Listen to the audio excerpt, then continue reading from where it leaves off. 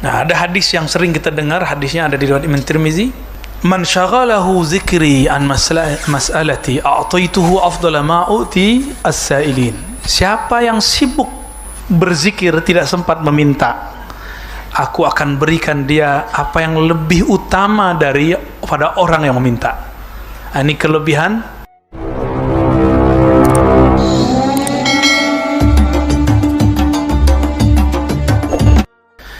باب الدعاء بسندنا المتصل للإمام أبي القاسم الكشيري قدس الله سره قال ادعوا ربكم تضرعا وخفية. Ya. Dalam surah Al-A'raf ayat 55. Nah, ini yang saya suka dari kitab ini. Dia kalau nggak mulai dengan ayat, mulai dengan hadis. Dan ketepatan bab ini memulai dengan dua-duanya. Mulai dengan ayat, hadis. Inilah yang menginspirasi kitab Riyadhus Shalihin. Sebelum ada hadis dimulai dengan ayat. Pengarangnya kitab Riyadhus Shalihin siapa pengarangnya? Imam An-Nawawi. Jadi thariqahnya Imam Nawawi, thariqahnya Kusyairi. Thariqah Imam Nawawi, thariqah Imam Kusyairi, yang sudah kemudian dikembangkan oleh Imam Ghazali. Ya. Ayatnya surat Al-A'raf ayat 55, ud'u rabbakum tadarru'an wa khufyata, ya, wa khufyah. Mintalah kepada Allah dengan penuh tadarru'. Berarti ada adab. Jika engkau meminta kepada Allah, jangan ngeyel. Jangan sok-sok penting, apa istilahnya? Kita minta tapi intimidasi gitu. Ya. Itu enggak punya adab. Nah, maka kalau saya terjemahkan ini, mohonlah kepada Allah dengan adab. Itu. Apa adabnya? Dua. Tadarru', khufyah. Tadarru'an dengan penuh kerendahan hati. Jangan bilang, ya Allah kan saya udah doa, kok nggak dikasih-kasih juga? Nah, nggak bakal diangkat. Kita aja digituin orang nggak seneng kok, ya kan? Kita nih, bapak nih ngasih proposal ke saya lupa buka proposalnya. Terus bapak ngomong, aneh kan udah kirim buat ente, mana? Bisa nggak gitu? Mana? Kapan cairnya? Saya kalau ketemu gitu, lu siapa?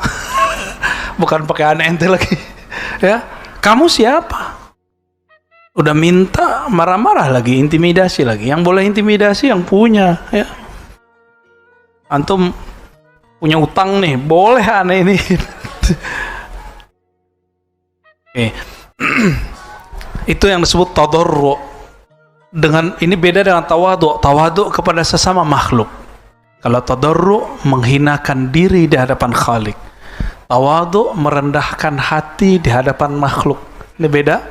Tawadhu' dengan tadarru'. Tawadhu' dari kata tawadhu'a ya tawadhu'u. Wadhu'a, meletakkan egomu di depan makhluk. Kita ini kan masing-masing punya ego. Masing-masing punya ego. Kenapa seseorang mesti berguru? Karena di saat itulah dia meletakkan egonya. Maka antum yang hadir ini berarti salah satu egonya sudah dapat dikendalikan. Kan gengsi. Apalagi kalau ada yang ustadz di sini. Saya lihat ada wajah-wajah ustadz sih ya. Sembunyi-sembunyi nggak usah sembunyi, orang tuh mengaji aja. Kita juga, aneh juga ngaji kok. Ini cara saya untuk ngaji. Karena waktu kita untuk membaca sudah nggak ada. Sok sibuk. Maka saya dalam taklim ngaji kitab. Mengulang-ulang apa yang dulu pernah kita baca. Ini kitab dulu saya baca umur saya 14 tahun. Ya. Guru saya bilang, saya udah tua. Seharusnya kamu. Makanya ketika beliau mengatakan begitu, saya ingat saya harus selesaikan baca kitab ini. Umur 14, umur 15 guru saya wafat. Ya. Abuya Hasan Basri Jalil, mursyid saya dalam Thariqah Naqsyabandiyah dan Samaniyah Qadiriyah. Ya, rahimahullah syekhana. Amin. Ud'u rabbakum tadarru'an wa khufyata. Maka kalau meminta rabbakum, Rabb engkau, apa arti Rabb? Rabbun itu secara nama ini berbeda dengan ilah, tapi yang dinamakan sama. Allah yang kita sujud kepadanya, Allah menamakan dirinya ilah. Allah tempat kita menggantungkan harapan, yang menumbuhkan satu helai rambut di tubuh, yang menjaga peredaran darah kita, semua tulang ini. Itu disebut Rabb. Dia juga, dialah Rabbun, dialah Ilahun. Udah jadi bahasa Indonesia, Rabbi. Biasanya para penyair sastrawan mengatakan Rabbi Izzati. Izzati artinya keagungan Allah Subhanahu wa taala. Ada juga Ilahi, ya. Udah jadi bahasa Indonesia ya? Ilahi.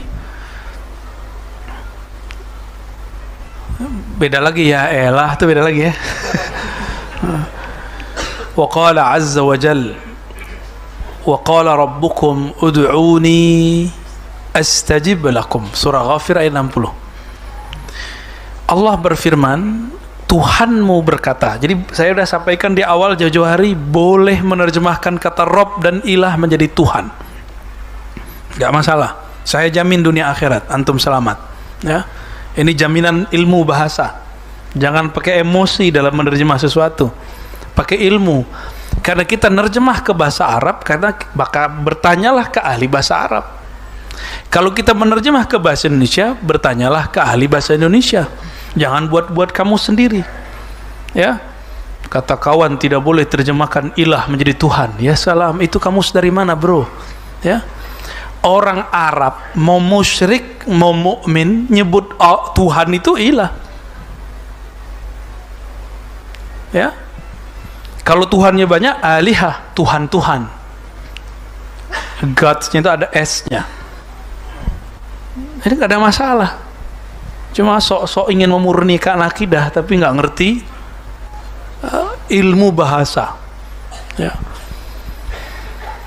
Wa qala rabbukum, berkata Rabb kamu, Tuhan kamu, ud'uni astajib lakum, serulah aku, panggillah aku, niscaya aku menjawab seruanmu, panggilanmu. Dengan apa kita memanggil seseorang? Dengan namanya tuh bukan namanya. Pakai oi, oi, oi, gitu nggak? Oi Tuhan, gitu. Nggak begitu. Maka pakai tadarru wa khufyah. Khufyah itu dengan suara yang lirih, yang manja. Jadi terjemahan khufyah ini saya sangat suka dengan kata ini beberapa hari ini. Kata-kata manja dari seorang hamba, lirih, khufyah, khafi, ya. Penuh kelembutan. Jadi minta tuh jangan ngatur-ngatur Allah. Rabb, kata Rabb itu artinya yang maha mengaturmu. Jadi apa salah satu makna dari kata Rabb? Rabbun, apa arti Rabb? Yang maha mengaturmu, maka jangan atur-atur Allah. Jadi sebenarnya di kata Rabb itu sudah selesai masalah kita. Rabbi, itu sudah selesai itu. Ya. Jadi kalau orang ngerti zauq, rasa yang terkandung dalam lafaz Rabb, selesai masalahnya. Rabbi, ya Allah, yang maha mengatur aku, yang menciptakan aku, engkaulah pelindungku, itu arti Rabb. Engkaulah yang menjamin aku, itu arti Rabb. Maka beberapa wali Allah kalau doa nggak nyebutin, cuma manggil ya Rabb, ya Rabb, gitu aja, ya. Al-Habib Umar, ya hafizahullah, kadang doa cuma ngomong anta, anta, gitu aja. Jadi belum merasakan kehadiran Allah dalam zikirnya, maka beliau mengatakan anta, anta. Ini kan zikirnya Sayyidina Yunus ketika dilempar ke perut ikan, ketika mengatakan la ilaha illa anta, ya Rabb, tidak ilah yang berhak disembah, tiada Tuhan yang berhak disembah kecuali engkau. Terasa hadir oleh beliau. Hilang la ilaha illa, sisalah anta, anta. Begitulah kata-kata yang muncul dari Al-Habib Umar, ya, saya ingat itu. Itu lewat video aja kita merinding, bagaimana kalau ketemu, ya. Nah, dan orang kayak Al-Habib Umar nggak pernah membalas kritik kelompok yang ngeritik kita, yang membid'ahkan kita. Itu beliau nggak pernah balas. Saya kan membalas, Pak, ya. Kita punya hak jawab dong. Ya. Itu beliau aja masih diserang setiap hari. Dianggap Habib apaan, Habib PA, Habib bid'ah, Habib khurafat. Bapak kalau bisa bahasa Arab, lebih gila lagi. Saya ngecek tuh mulai dari tulisan di grup-grup orang-orang yang ngomong dalam bahasa Arab sampai kepada video-video, Masya Allah. Mereka itu belum ketemu akhlaknya Al-Habib Umar belum ketemu, udah sok-sokannya. Akhlaknya akhlak Rasul sallallahu alaihi wasallam. Ya. Wa qala akhbarna Ali bin Ahmad bin Abdan. Nah, ini kalau ahli hadis, kalau menyebutkan hadis pakai referensi. Referensi dulu semuanya body note. Di zaman itu kan belum ada acara ngetik footnote, Pak. Karena tidak langsung ketemu Nabi, nggak bisa langsung, kita langsung aja ke Rasul, nggak bisa. Maka mereka menyebutkan namanya sanad atau sila. Selevel Imam Kusyairi, beliau masih mengatakan akhbarana, aku berguru kepada Ali bin Ahmad bin Abdan. Ali bin Ahmad berguru kepada Al-Basri, Abul Husain Al-Basri. Beliau dari Al-Audi, beliau dari Kamil, beliau dari Ibn Lahia, beliau dari Khalid bin Yazid, beliau dari Sa'id bin Abi Hilal, dari Anas bin Malik radhiyallahu ta'ala anhu. Ini namanya apa? Sanad. Ya. Nggak bisa ngulangin kan? Nggak apa-apa, ya itu cukup saya aja yang ngapalin. Qala Rasulullah SAW, ad-du'a mukhul ibadah. Doa itu adalah apa arti sum-sum otaknya ibadah. Maka ibadah itu kalau dicek dari awal sampai akhir pasti isinya doa. Allahu Akbar. Habis takbir ngapain? Kita baca doa iftitah doa. Coba baca Al-Fatihah. Doa enggak? Al-Fatihah itu mengajarkan adab-adab berdoa. Pertama baca auzubillah, yang kedua sebut nama Allah, ketiga puji Dia. Kenapa di atas sudah ada Rahman Rahim, di bawah ada Rahman Rahim lagi? Rahman Rahim yang kedua itu menunjukkan pantulan kasih sayangnya kepada baginda Rasulullah sallallahu alaihi wasallam. Maka Ar-Rahman Ar-Rahim itu adalah kasih sayang Allah yang Allah taruh ke dalam kalbu Rasulullah sallallahu alaihi wasallam. Maka siapa yang ingin didengar doanya, ingin dipandang zikir-zikirnya, maka hadapkanlah hati kepada Allah melalui cinta kepada Rasulullah SAW. Hanya cinta kepada Rasulullah pintu menuju Allah Subhanahu wa ta'ala. Kalau nama kita tidak ada di kalbu Nabi, Allah nggak pandang. Oleh karena itu, seorang Muslim jika ingin menjadi wali Allah, mesti menjadi Abdurrahman, Abdurrahim. Ya, baru ya. Maka Abdurrahman Abdurrahim itu bagi saya itu adalah solawat kita kepada Rasulullah sallallahu alaihi wasallam. Baru doa, iyyaka na'budu wa iyyaka nasta'in. Ihdinas siratal mustaqim. Coba perhatikan, ini doanya nggak minta duit. Doanya minta apa? Ya Allah, tunjukkan kami jalan yang istiqamah. Bukan lurus, Pak, jalan tol itu. Mustaqim, istaqama yastaqimu. Ya, istiqamatan fahuwa mustaqim. Mustaqim itu jalan yang selalu berusaha tegak lurus, berusaha, karena ada lafaz alif sinta, berusaha mencari kestabilan, kelurusan di hadapan Allah Subhanahu wa ta'ala. Maka lafaznya pakai istiqamah, menunjukkan ada usaha. Ini nggak boleh GR kita ini. Ya. Nah, ini kalam daripada Allah mengajarkan kita. Jadi kalau minta, jangan minta duit, mintalah syukur. Itu namanya siratan mustaqim. Siratal mustaqim itu jalan yang lurus, syukur. Mintalah syukur kepada Allah.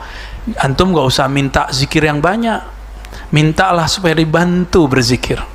Jangan minta suci, gak mungkin, kita ini bukan hamba yang suci. Mintalah taubat nasuha.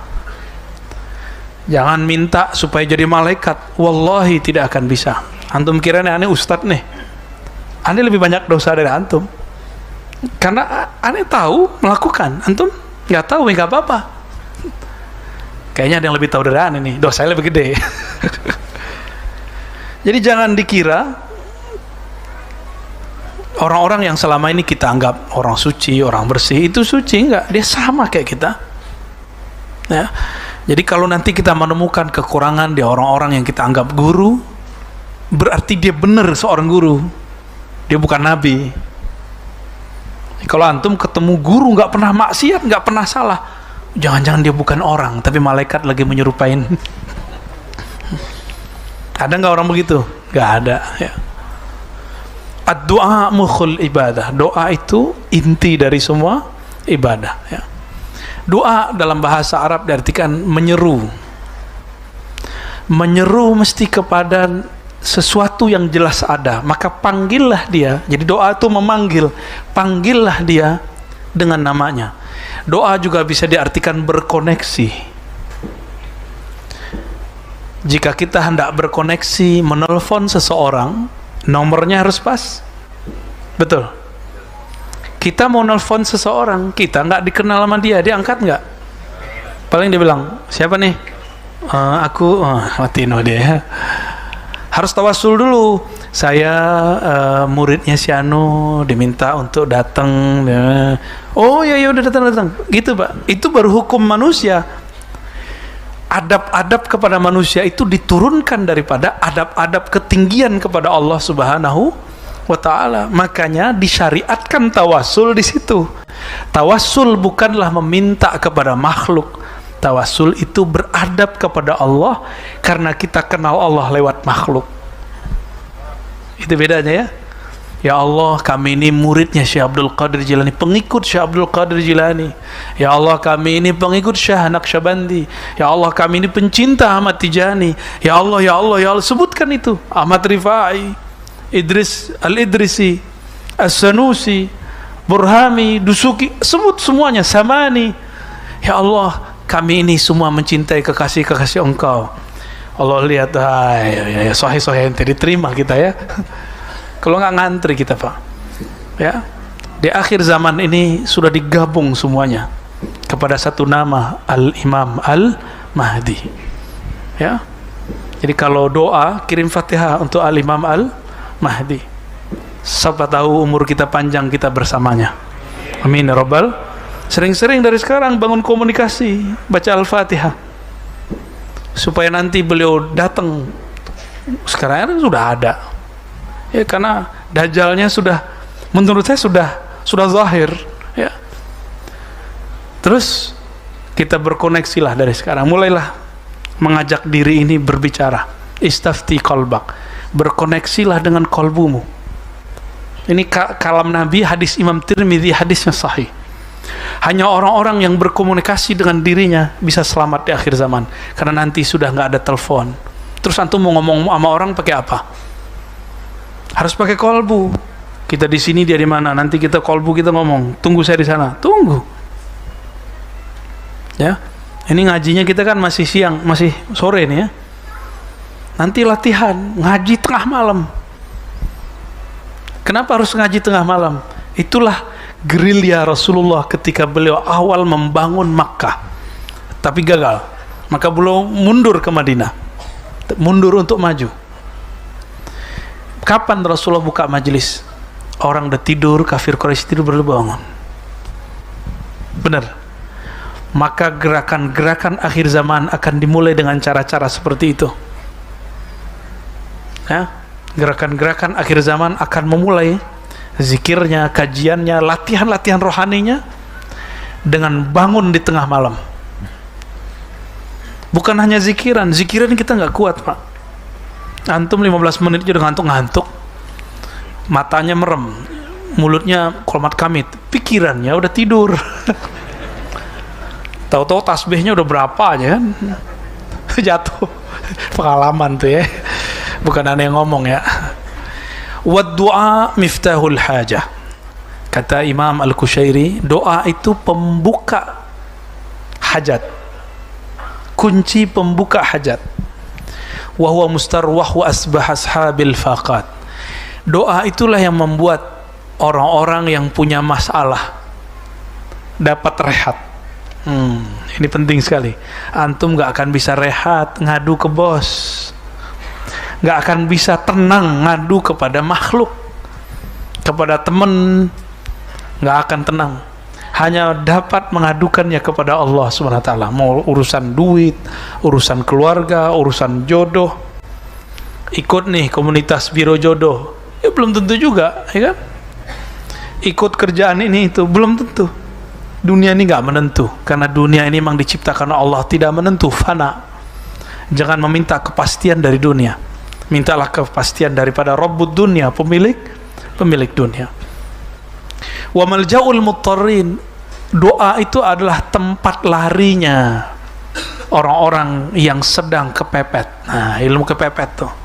Maka kita udah ketemu beberapa orang ahli Thariqat Al-Kepepetiyah. Emang dahsyat. Rata-rata jadi, nggak usah jauh-jauh mahasiswa kita nih. Besok mau tugas, malam ini baru nulis, padahal sudah dibagi bulan lalu. Tapi kalau kepepet, maka ya, turunlah semua ilmunya ya. Ternyata kalimat ini ada dalam surat Az-Zumar. Ammay yujibul muttarra idza da'a. Siapa lagi yang akan menyahut seruan orang-orang yang kepepet? Nah, itu dia. Jika dia berdoa menyeru Allah Subhanahu, maka orang-orang beriman ini hobi dia kepepet ya. Kalau bisa tiap hari. Jadi kalau nggak ada masalah hari ini, nggak ada ujian hari ini, mereka bingung, apakah aku ditinggal oleh Allah? Maka beruntunglah wahai orang-orang diuji. Engkau sedang mendapatkan hari rayamu ya. Hari rayanya hamba-hamba Allah jika dia sedang diuji oleh Allah Subhanahu wa ta'ala. Maka berbaik sangkalah kepada Allah, kita akan lapang dada kepada makhluk ya. Wa mutanaffisu dhawil ma'arib wa qaddama Allah Subhanahu wa ta'ala qauman taraku ad-du'a faqala wa yakbiduna aydiyahum qila la yamuddunaha ilayna fi su'al. Dalam surat 60 itu Allah mencela, menyindir orang-orang yang tidak mau ngangkat tangannya dalam doa. Wa yaqbiduna aydiyahum, mereka kalau doa nggak mau ogah doa. Nah, hati-hati ya. Ini bukan berarti aneh nyindir sekelompok orang ya. Itu mereka cara doanya memang aneh, doanya nggak pakai angkat tangan, kecuali antara azan dan ya, itu kan hadis nggak sampai derajat sahih, cuma hasan. Afdhalud du'a ma bainal azanain, doa paling afdal antara dua azan. Tangannya kenceng tuh naik. Emang gua nggak tahu hadisnya gitu ya. Tapi kalau habis sholat itu langsung dibid'ahkan ya. Jadi ustadz kita yang tadi jadi imam tuh itu dituduh bid'ah itu karena dia habis isya doa. Padahal 4 waktu udah doa sendiri, masa nggak dikasih kesempatan aswaja sekali doa nggak? Kalau bisa nanti subuhnya juga doa ya, amin. Subuhnya doa bareng. Kenapa doa bareng pada subuh bagus? Karena mendoakan sesama muslim adalah afdhalul a'mal. Doa yang paling bagus, amal yang paling keren. Antum mau mendoakan orang lain. Dari mana dalilnya? Hadis Imam Muslim. Doa seorang mukmin li akhihi ya. Doa seorang mukmin untuk saudaranya. Kita kan egois. Kapan ente doain orang lain? Kapan doain orang lain? Habis sholat beneran? Nggak yakin, aneh paling cuma imam aja tuh. Kenapa khotib diangkat Allah jadi khotib? Karena dia mau mendoakan sesama mukmin. Allah maghfir lil mu'minina wal mu'minat. Kalau enggak turun, dia enggak sah sholatnya ya. Jadi rukun itu. Jika rukun ibadat sholat Jumat dalam khutbah ada doa terhadap orang beriman, maka ruknul walayah, rukunnya kewalian, seorang yang dicirikan wali ada pada dirinya, dia bahkan mendoakan orang yang dia benci supaya menjadi baik. Ini cuma beda-beda tipis, beda jingkrang enggak jingkrang, beda jenggot enggak jenggot, beda coblosan, antum udah benci-bencian ya. Wali apaan ente ya? Ngaca kepada wali-wali Allah ya. Kita malu kepada wali-wali Allah. Wali Allah tidak pernah benci di kalbunya ya. Capek lah Pak benci itu. Allah ini menciptakan alam dengan cintanya. Lalu kenapa kita melawan takdir itu, melawan kodrat alam ya. Pertemuan ini semuanya karena cinta. Antum ketemu seseorang karena cinta. Ada cinta fulus, ada cinta nafsu, ada cinta ilmu, ada cinta Allah. Wa ma lillahi baqiya, yang karena Allah pasti kekal. Ada yang kumpul karena politik. Antum coba lihat, udah berapa tahun ini bubar nggak? Bubar. Apa kurang cukup ayat-ayat Allah ini? Apa masih belum lagi? Mau dibuat lagi nanti? Silakan. Saya nggak ikut. Saya ingin bergerak dalam cinta kepada Allah Subhanahu wa taala. Inilah yang disebut dari hadis Imam Abu Daud, hadis Ibnu Majah, hadis Imam Ahmad, hadisnya sahih.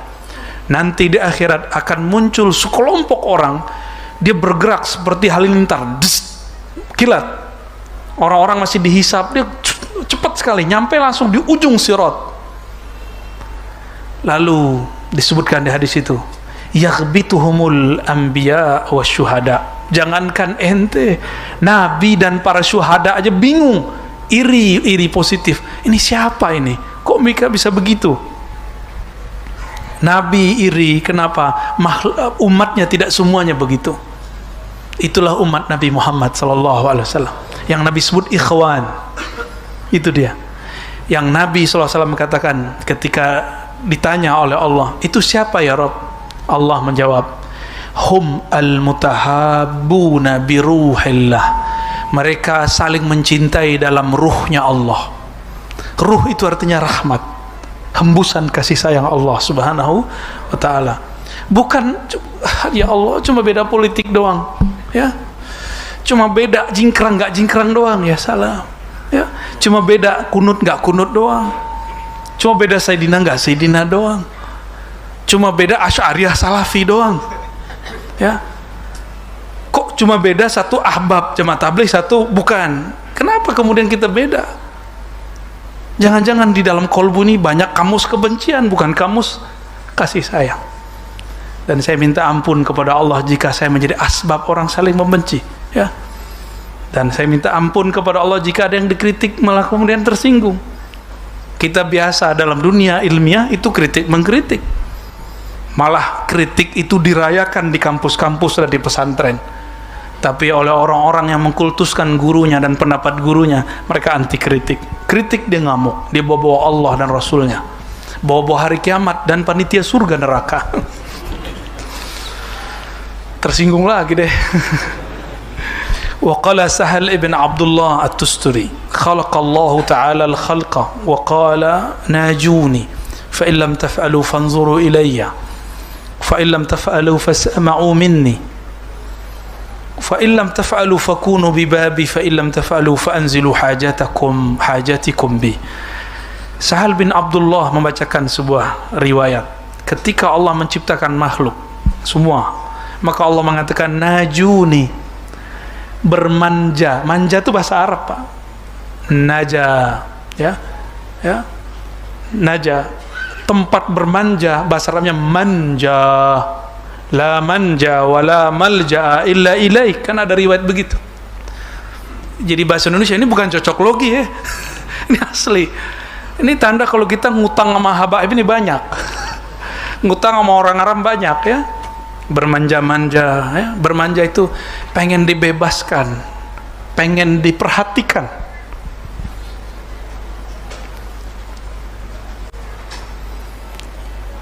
Najuni, maka bermunajatlah kepadaku. Jadi akhirnya jadi bahasa Arab munajah.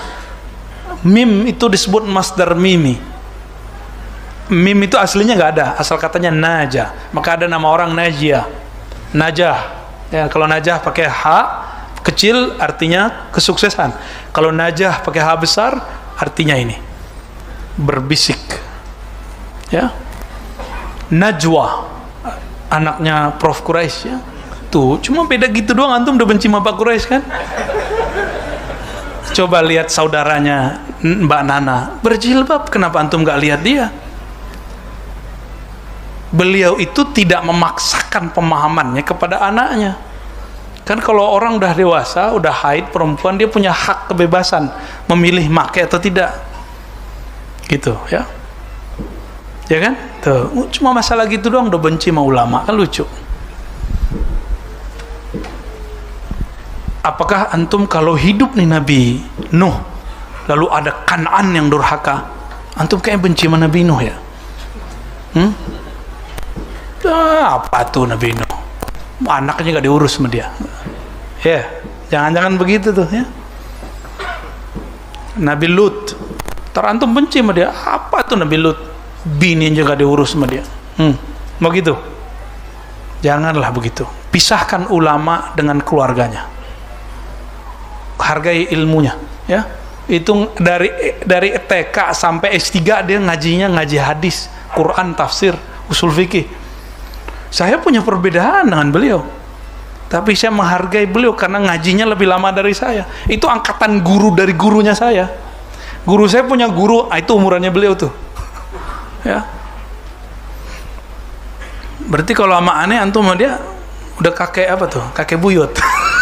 Ya, saya berguru juga kepada beliau, tapi ya event tertentu aja. Setelah dari itu baru saya paham, oh selama ini saya salah paham terhadap beliau. Ya.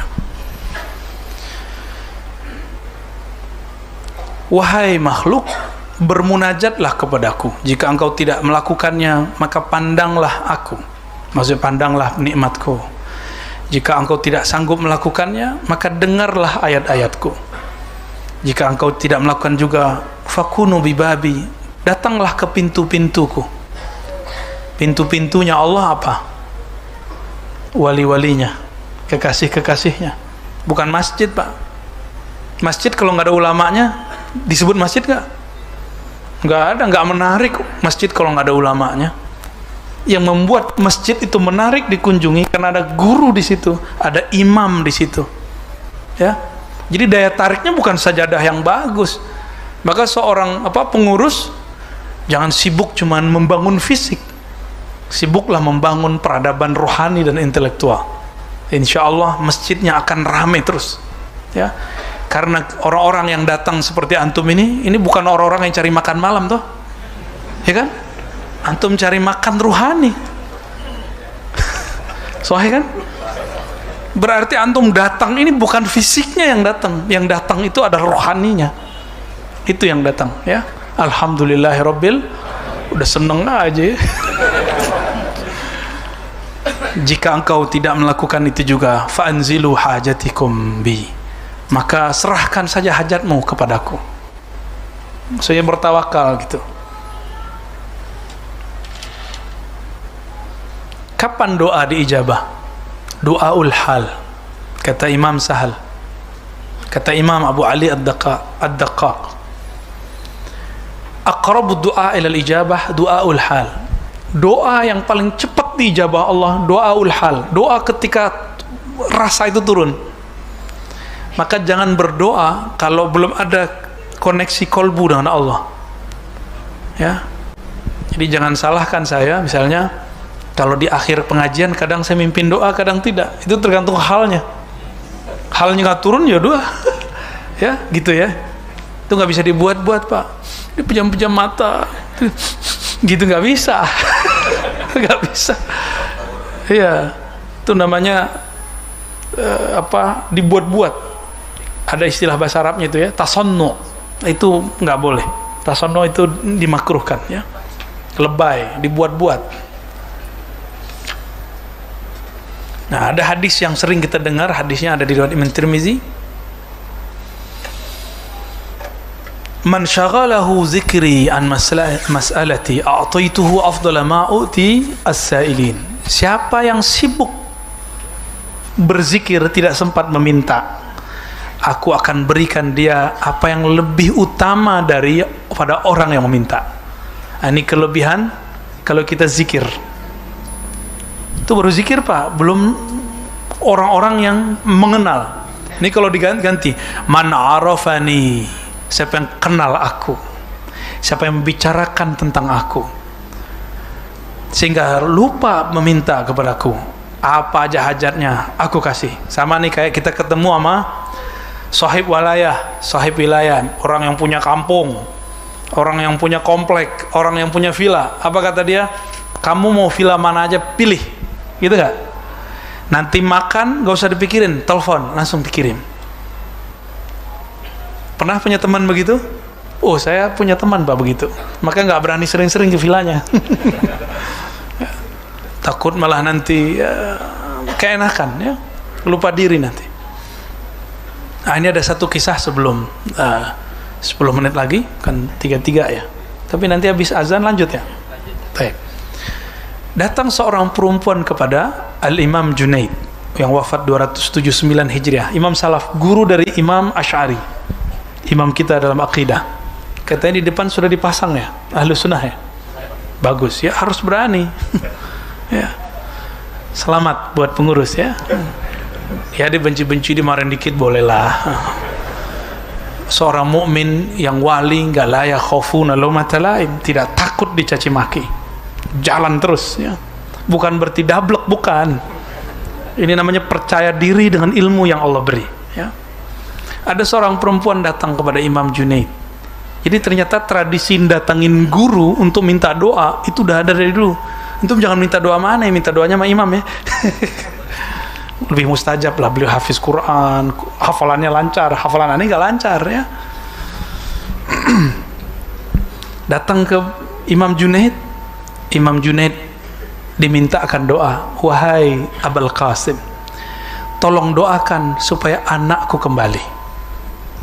Nah, kalimatnya begitu. Kata Imam Junaid, isbiri, yang sabar wahai ibunda, wahai bunda. Kalau kata Ustaz sekarang, sabar bun, gitu ya. Faqala lahu il sabri wa kam yabqa li taqa alaihi fad'u li. Wow, ini ngomongnya udah nyuruduk nih. Wahai Abul Qasim, aku sudah minta doa kemana-mana, aku sudah nyari dia kemana-mana. Anakku satu-satunya, belahan jiwaku. Jika dia hilang, aku khawatir diriku juga hilang. Imam Abul Qasim Al-Junaid ya, Abul Qasim Al-Junaid mengatakan, baik. In kana al-amru kama qulti, kalau memang masalahnya udah sampai begitu, fazhabi, pulanglah. Engkau akan mendapati anakmu ada di rumah. Bingung, belum doa tuh. Jadi yang doa sebenarnya siapa? Si emaknya, karena yang punya masalah emaknya. Betul, pulanglah emaknya. Betul, anaknya sudah di rumah. Balik lagi emaknya. Junaid nih kok ngerti ya? Dia punya ilmu apa deh Junaid ini? Jatuh hati nih kayaknya. Datang nanya lagi, ya Abul Qasim, panggilan beliau kunyahnya. Engkau ngerti dari mana anakku sudah sampai di rumah? Kata beliau, dibacain ayat itu, surat An-Naml ayat 63 atau surat Az-Zumar ya, mirip. Amma yujibul muttarra idza da'a. Siapa lagi yang akan menjawab satu pertanyaan, satu permintaan, satu doa jika si hamba sudah kepepet ya, udah habis akal, pasti doanya mustajab, tembus langsung ke langit.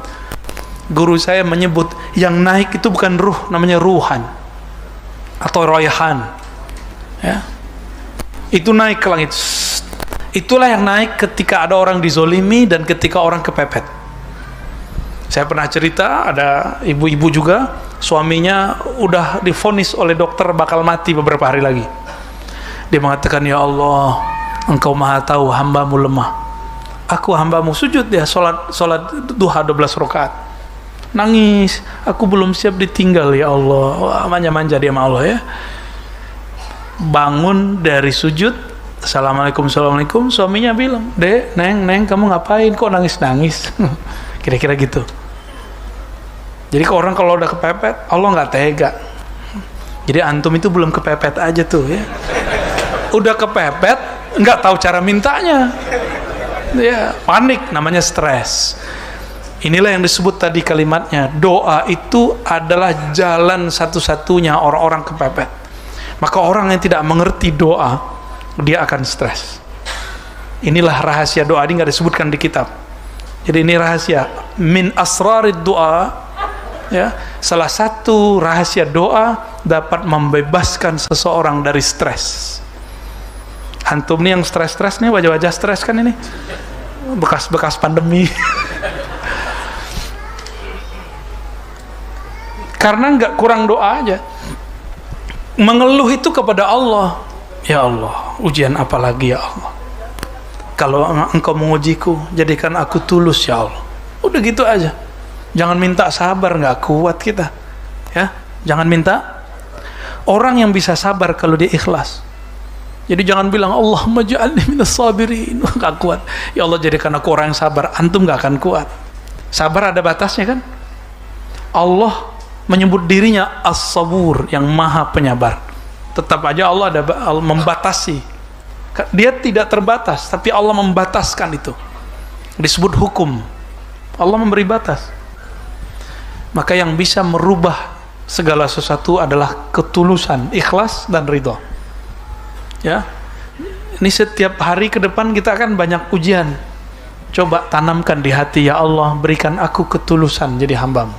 Orang kalau udah tulus, berarti dia sudah cinta. Kalau udah cinta, dicubit kekasih, balas nggak?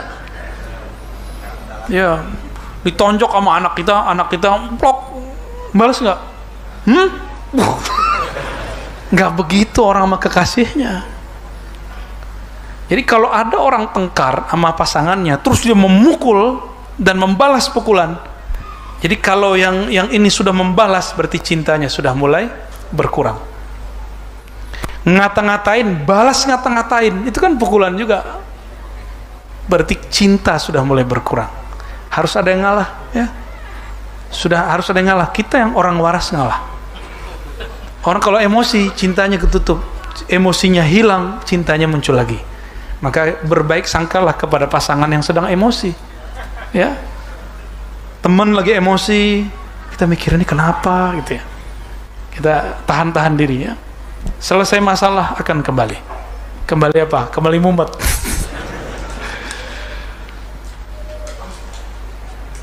Apa kata beliau? Yajibu ayakuna al-abdu sahiba du'ain bilisani wa sahiba ridha biqalbi.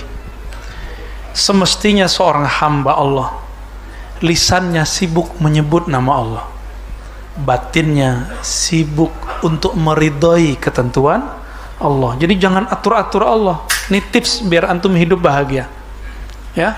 Semua doa yang sudah kita lafazkan lalu kita katakan aku sudah doa kok Allah belum beri, itu langsung di cancel.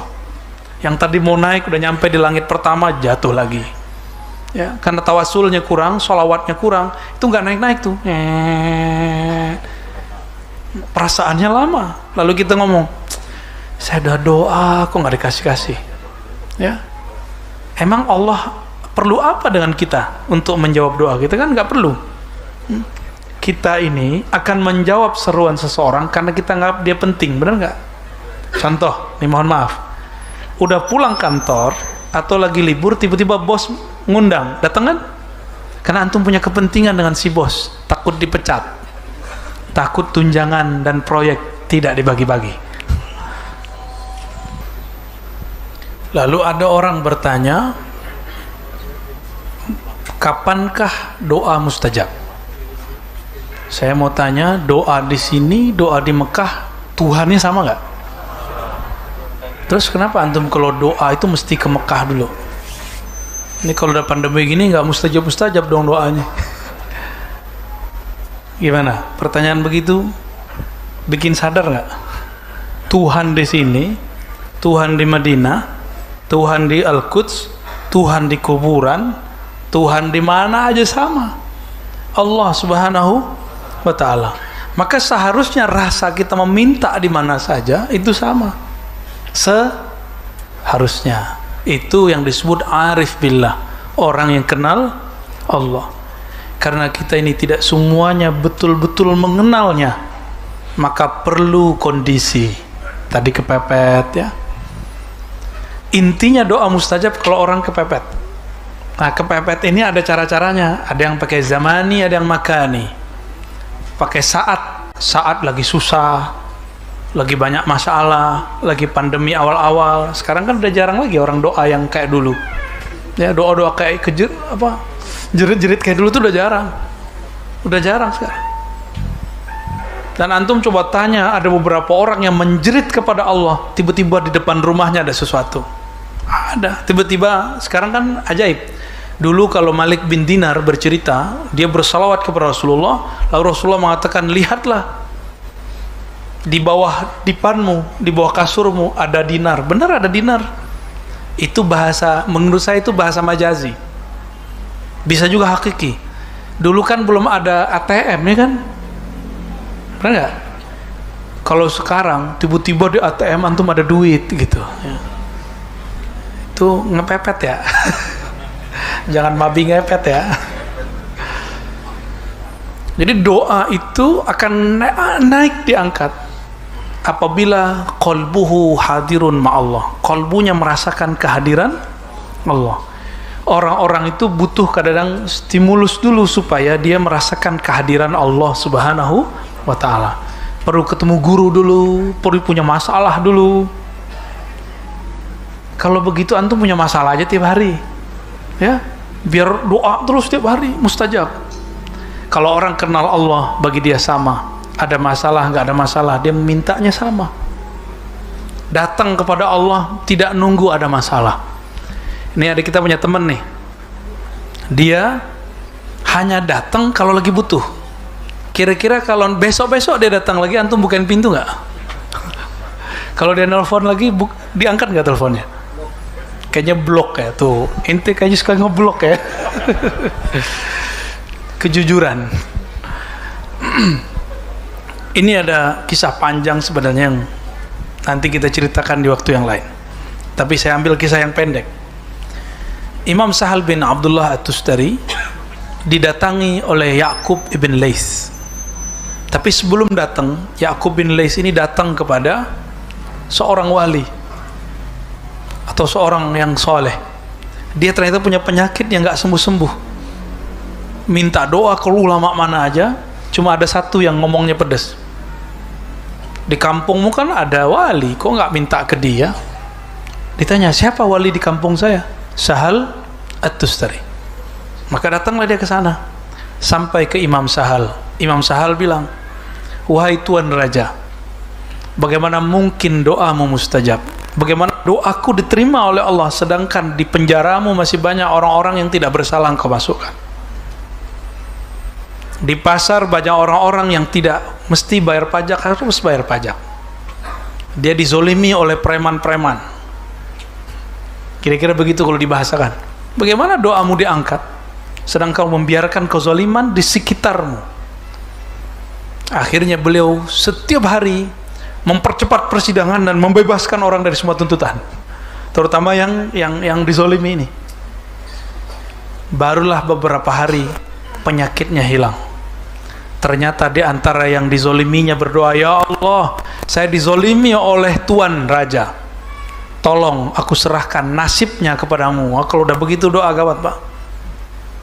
Tapi kalau antum doa hancurin dia, itu belum tentu Allah terima. Tapi kalau kita bilang, ya Allah urus tuh orang, langsung Allah gecek itu orangnya. Kira-kira begitu, Pak. Sudah mau habis. Inti dari teks ini bahwa jika berdoa, doalah dengan dua adab. Ud'u rabbakum tadarruan wa khufyah. Doalah dengan adab. Adabnya cukup dua, merendahkan hati. Lalu yang kedua khufyah, sampaikan dengan lirih, bermanjalah. Jangan intimidasi Allah, jangan atur-atur Allah. Allah sudah tahu hajat kita semua. Insya Allah nanti jam 8 atau lewat ya, setelah istirahat sebentar, kita lanjut kajian sahih, kajian hadis sahih Muslim, insya Allah. Like, subscribe, and komen ya. Mudah-mudahan kalian semua bisa menikmati video ini. Terima kasih.